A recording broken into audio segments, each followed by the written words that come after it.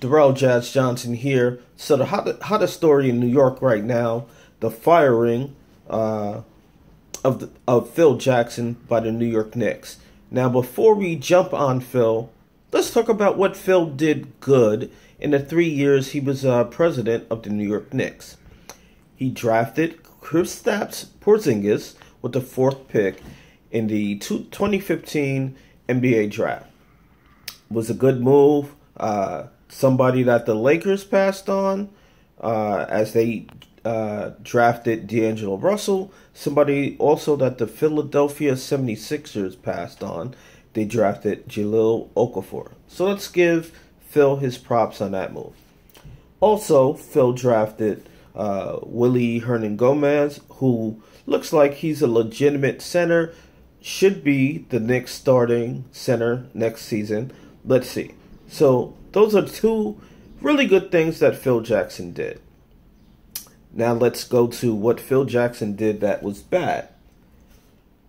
Signing Noah to the contract this year, a horrible move. I like Noah as a player, but he's clearly past his prime.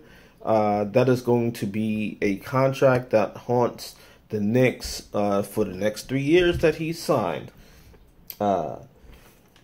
He traded Tyson Chandler, didn't get much for him. He traded Iman Shumpert, and J.R. Smith. Phil Jackson should have got his 14th win last year because he definitely helped the Cleveland Cavaliers win a championship.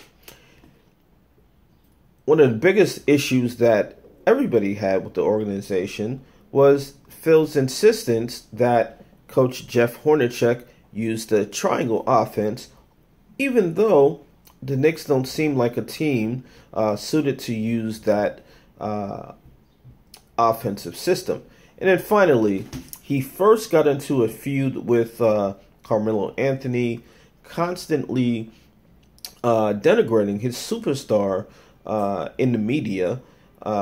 Carmelo was a stand-up guy, did not say anything negative back about Phil Jackson staying true to his nickname, Melo. He had many opportunities to say something negative about Phil Jackson in response to the criticism, but Carmelo Anthony was a true class act and did not respond negatively back to Phil Jackson. And finally, what we've seen in the past couple of weeks, or in the last week per se, Kristaps Porzingis was on the trade market. You drafted him 2 years ago. He's 21 years old, but you want to hit the reset button again. That was foolish. And a friend of mine joked that James Dolan must have picked up a newspaper in New York City and read that the Knicks were negotiating to buy out Carmelo Anthony. Clearly, James Dolan did not want to do that. I think all of these things added up, and he said, you know what, let me sit down and have a conversation with the Zen master. And once Phil said he wasn't planning to stay beyond the 2 years left on his contract, 5 years, $60 million, basically $1 million a month for the time that he did work, the deal was bought out by the Knicks. So where do the Knicks go from here? We shall see, but it was definitely time for Phil Jackson to go. Biggest question I have, why do you make this move 6 days after the draft? The Knicks drafted a French point guard who, quote, fits the triangle offense. Now that Phil is gone, the Knicks will not be running the triangle offense. I see a lot of people saying they should have drafted Malik Monk.